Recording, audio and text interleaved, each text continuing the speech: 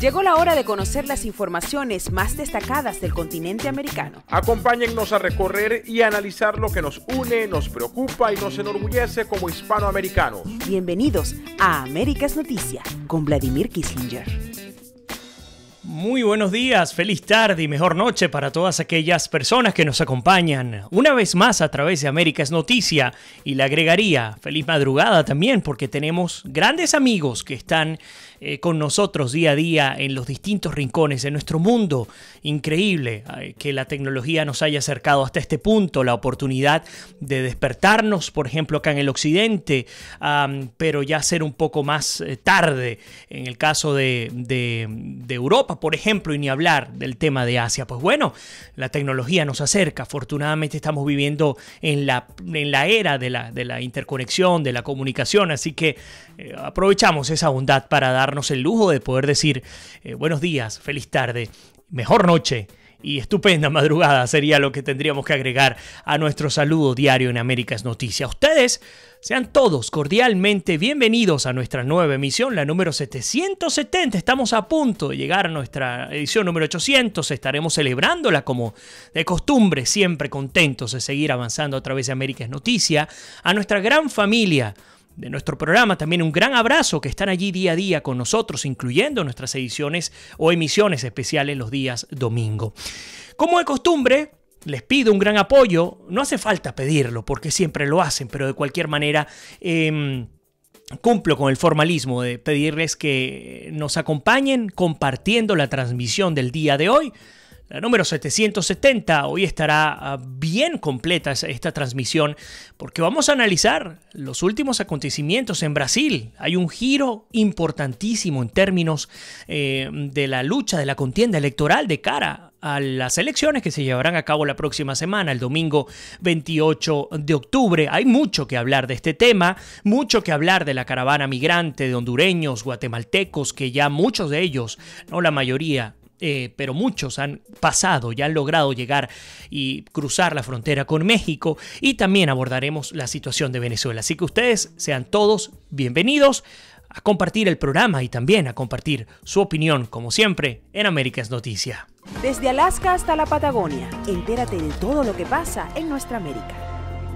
Por allí aprovecho de saludar a Arsenia Prieto, José Silva Ramírez, Henry José Valero González, como siempre, nuestra querida Lina Escobar. Y Arsenia nos dice buenos días a todos, feliz domingo. Elías Prato, Berta María Araujo también ya conectada con nosotros. Judith Carmona, también tenemos a Berta en Portugal y a Judith la tenemos en Honduras. Nuestra gente de Ozono, Latin Ska, una gran agrupación del sur de Venezuela, grandes amigos, grandes hermanos. Les mando un abrazo enorme, sobre todo a Wilman Marcano y a Cruz Octavio, por supuesto, grandes músicos venezolanos. ¿Quiénes más tenemos por acá?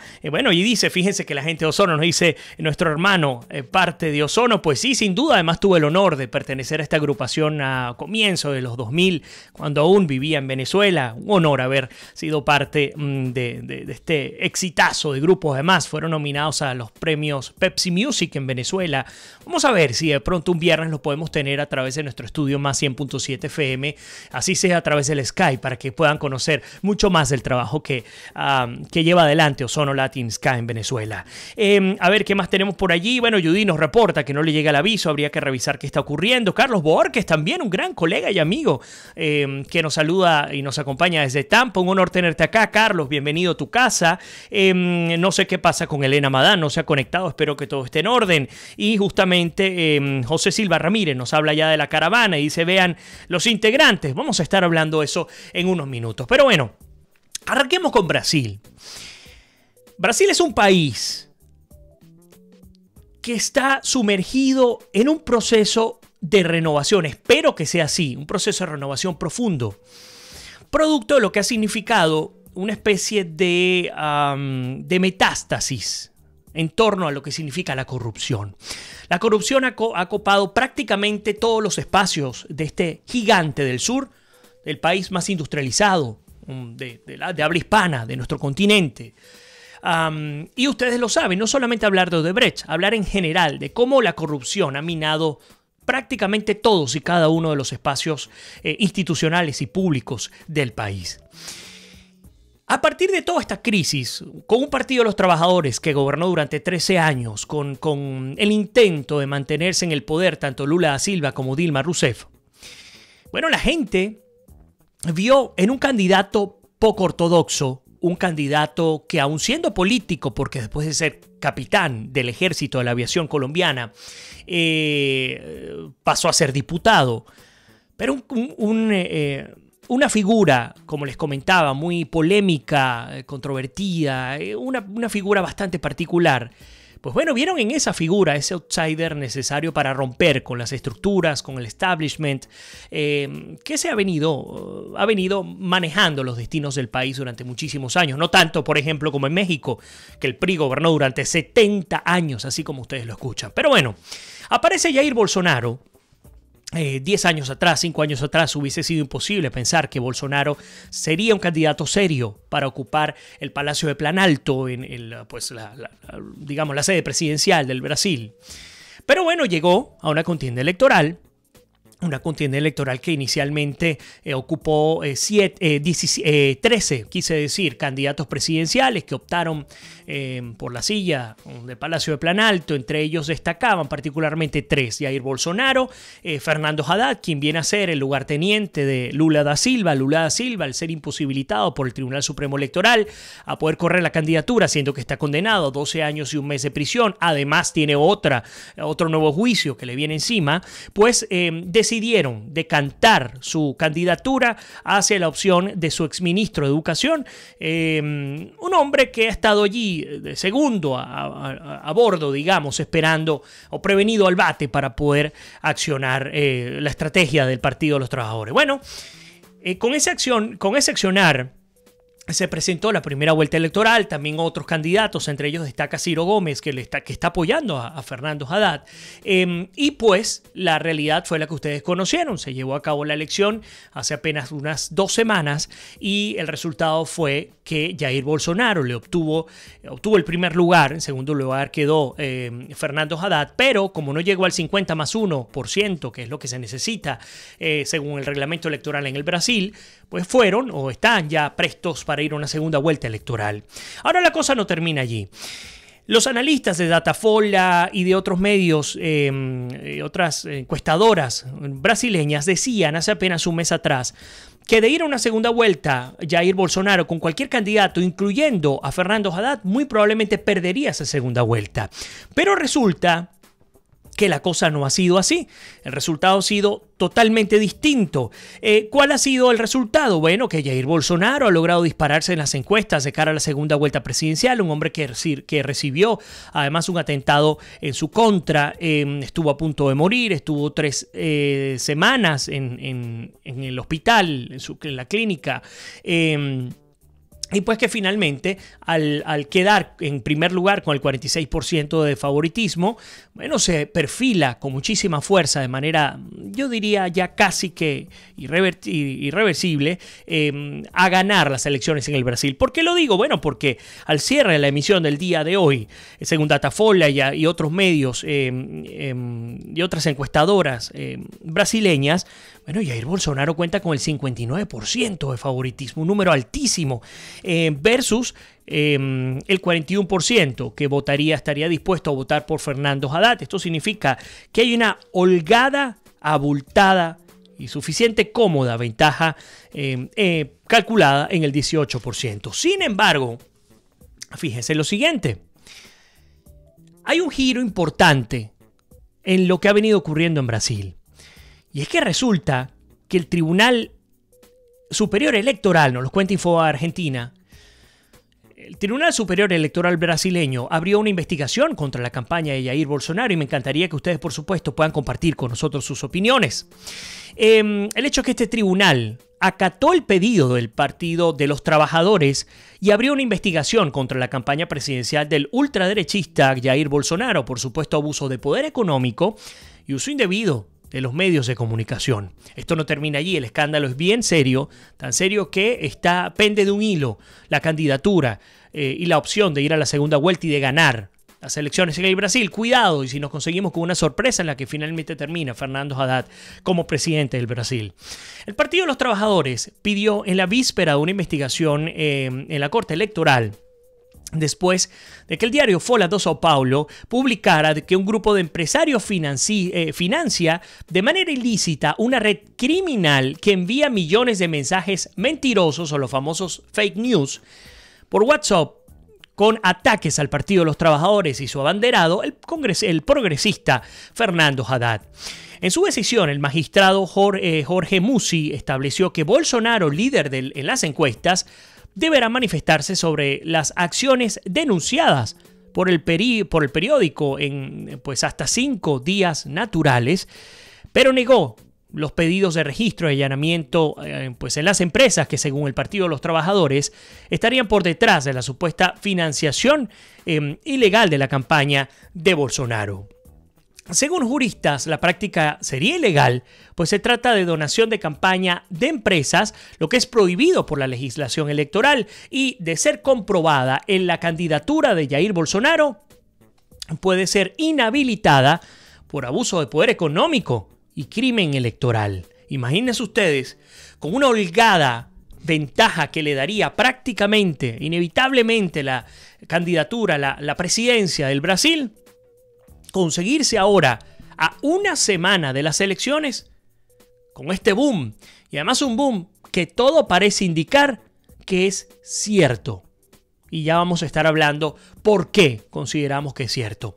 Bueno, el hecho es que Mussi negó, sin embargo, estos pedidos de registros y allanamiento a las empresas y residencias, además porque consideró que toda la argumentación desarrollada en la petición está basada en reportajes periodísticos cuyos elementos no ostentan aptitud para demostrar el mérito de la tesis en la que se fundan los pedidos. Fíjense, por ejemplo, que hablando del escándalo de financiación ilegal de la campaña de Bolsonaro, la cual pone en entredicho los comicios brasileños, y esto lo comenta el Mundo de España, prácticamente todo el mundo está hablando de este tema en este momento, la campaña de fake news que parecía que iba a catapultar definitivamente al candidato Jair Bolsonaro al Palacio de Planalto, hoy le pasa factura y podría incluso anular su candidatura. Este jueves el diario Folha de São Paulo desveló una supuesta trama de financiación ilegal en la que varios empresarios habrían pagado 12 millones de reales, y los que no le sacan la relación en dólares o en euros equivale a 2.8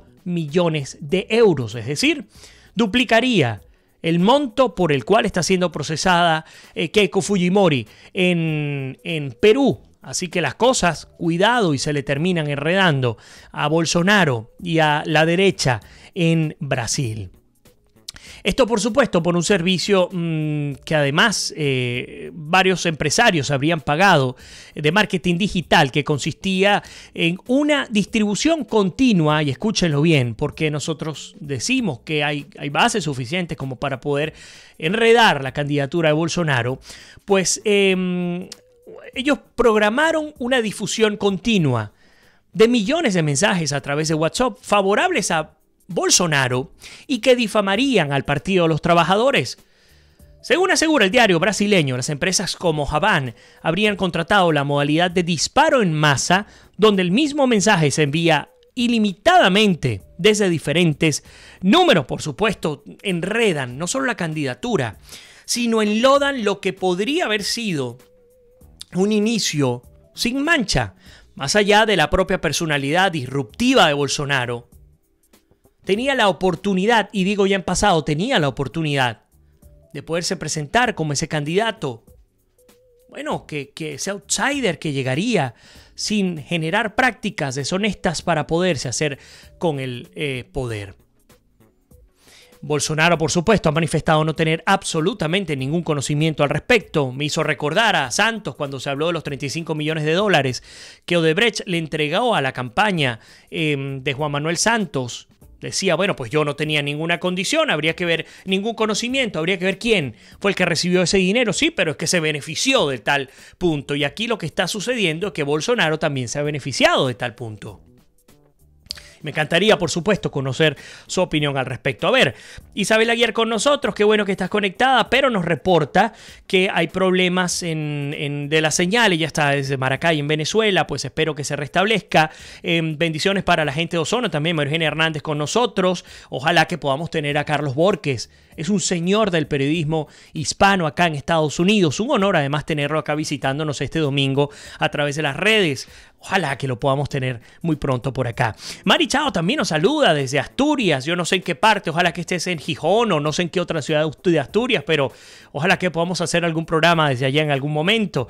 Nos dice la tierra de la sidra. Y disculpen que hable de cosas que no tienen que ver con el programa, pero hablando de Mari Chao y de lo que nos comenta, tuve la oportunidad de disfrutar una fabada justamente hace 2 días. Así que no hay nada mejor que la comida asturiana y disfrutar de ese ambiente. Pero bueno, a ver, nuestra querida Elena Madán ya se conectó. Qué bueno, dice, qué trabajo me ha costado conectarme. Bueno, vamos a tener que ver cómo hacemos contigo, porque siempre estás de primera en las transmisiones. Arsene dice, esos comunistas inventan de todo igual que hicieron en España hasta que no acabaron con Rajoy, el del Partido Popular. No se quedaron tranquilos. Ojalá los brasileños sean más inteligentes que en España. Bueno, sí, Arsenia, pero la preocupación que particularmente tengo es que todo parece indicar que es cierto que las campañas de difamación, de injuria en contra de Fernando Haddad, del Partido de los Trabajadores, es parte de una estrategia de campaña, es una parte de una estrategia política. Ahora, lo que habría que evaluar sería, número uno, si esa estrategia política obedece a intereses independientes, es decir, un grupo de empresarios que hayan decidido a motu propio iniciar estas campañas sin que haya conocimiento del partido de Jair Bolsonaro. Este sería el primer elemento. El segundo elemento sería si en efecto este dinero pasó por la campaña de Bolsonaro y salió a modo de esta campaña sucia sin que Bolsonaro conociera. O el tercer punto sería obviamente que el conocimiento lo tuviese Bolsonaro de manera plena. La realidad no lo sabemos ahora, están en plenas investigaciones, pero sin duda alguna, así vaya, así no se le inhabilite para continuar con la campaña, esto seguramente va a afectar unos cuantos números en su propio rendimiento. Ahora bien, déjenme que voy a incorporar un par de cositas que tengo por acá. Y quiero aprovechar para preguntarles cómo les va con la señal, si les está llegando de manera correcta. Bueno, el hecho es que hablando de Jair Bolsonaro, en concreto, fíjense que Andrés del Rosario dice, Haddad, presidente, viva el Brasil. Y Andrés, que está conectado con nosotros y le doy la bienvenida, me encantaría que pudiera darnos su opinión sobre el escándalo que se ha levantado en este momento en contra de Jair Bolsonaro y su campaña de la financiación ilegal y de esta campaña de los fake news en contra del Partido de los Trabajadores y de Fernando Haddad. Nos encanta tener la oportunidad de discutir ampliamente la opinión de todos. A ver, fíjense que, de hecho, el propio Folha de São Paulo dice que Jair Bolsonaro aseguró que no controla la compra de paquetes de mensajes de WhatsApp por parte de empresas que se dedican a difundir el contenido antipetista. Sin embargo, y aquí esto lo estoy agregando yo, no lo hice Folha de São Paulo, el hijo de Fernando Haddad le fue retirada la cuenta de WhatsApp. Vaya usted a saber cuáles fueron las razones. La práctica ilegal fue revelada por Folha el jueves 18 e hizo que el Partido de los Trabajadores recurriera al Tribunal Superior Electoral. La demanda interpuesta por el partido pide la inhabilitación de Bolsonaro por abuso de poder económico. Yo no controlo si empresarios simpatizantes hacen eso. Sé que hiere la legislación, pero no estaba al tanto como para tomar providencia, declaró el diputado a la web antagonista. Fernando Haddad defendió la prisión de los empresarios que financiaron la compra de los paquetes de mensajes. Para Gleisi Hoffmann, presidente de la sigla, eso muestra que la oleada de apoyo al candidato no es producto del convencimiento por las causas, sino una fábrica de mentiras. De hecho, citado por el artículo, Luciano Hang, propietario de la cadena de tiendas Havan, volvió a negar también su implicación en el caso. Esto criticó, de hecho, a Folha y prometió procesar el periódico. La presidenta del Tribunal Superior Electoral, Rosa Weber, hablará, de hecho, sobre el tema durante esta semana, así que está todo en suspenso a partir de lo que ha ocurrido. Fíjense que La gente de la BBC Mundo, como les digo, este escándalo ha salido a la mayoría de los medios internacionales. Por eso es que cuando vemos ese común denominador en la prensa escrita, audiovisual, digital, pues tenemos que presentárselos a ustedes. Porque además hay que procurar que a todos nos llegue, independientemente de si unos apoyan a uno o a otro, pues que nos llegue la información que está al aire en el momento. La cuenta de WhatsApp del senador brasileño Flávio Bolsonaro, el hijo del candidato a presidente de Brasil, Jair Bolsonaro, ha sido eliminada por comportamientos sospechosos, según le confirmó a la BBC Mundo Brasil un portavoz de la empresa.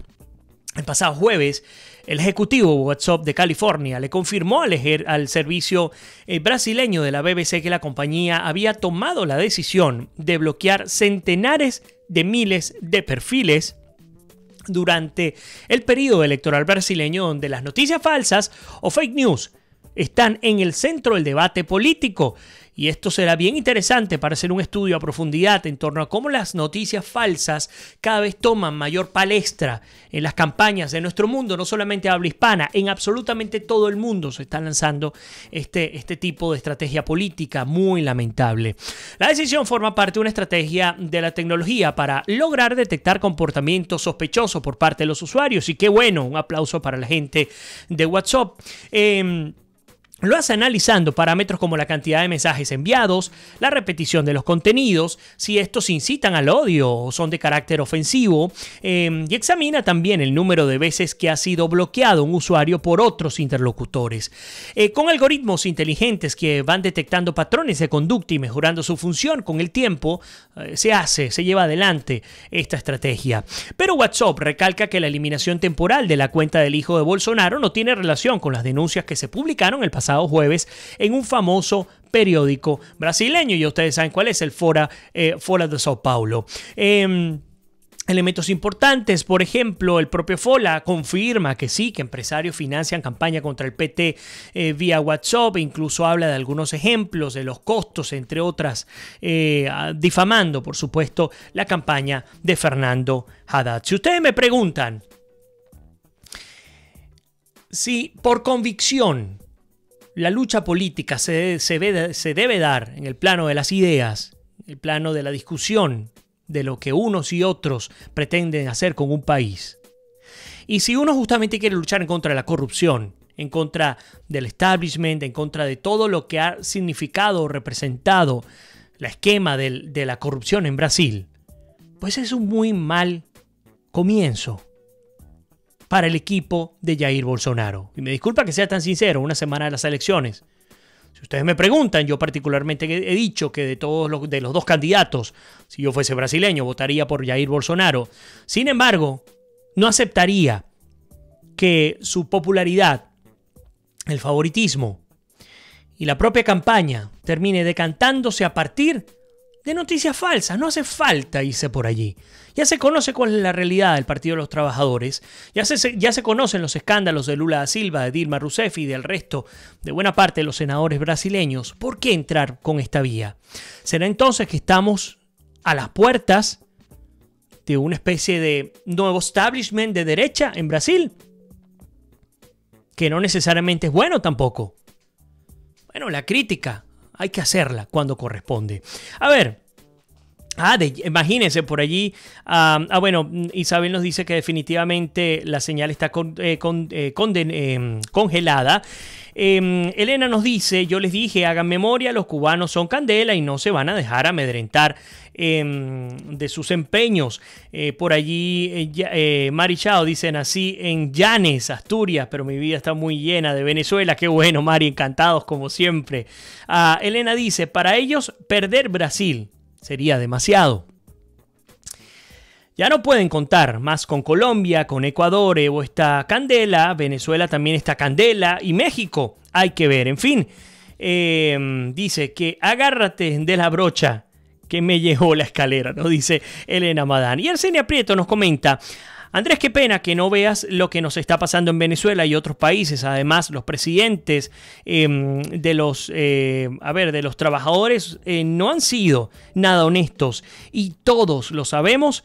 Así que un consejo: Chávez era el presidente de los trabajadores y mira cómo acabó con los trabajadores, y así que les deseo suerte a los brasileños. Por lo pronto vamos a hacer una primera pausa musical y ya regresamos con muchísimo más de América es Noticia con nuestra emisión número 770. Gracias a todos por estar allí con nosotros e invitarles, por supuesto, a que nos acompañen compartiendo nuestra emisión del día de hoy. Ya volvemos.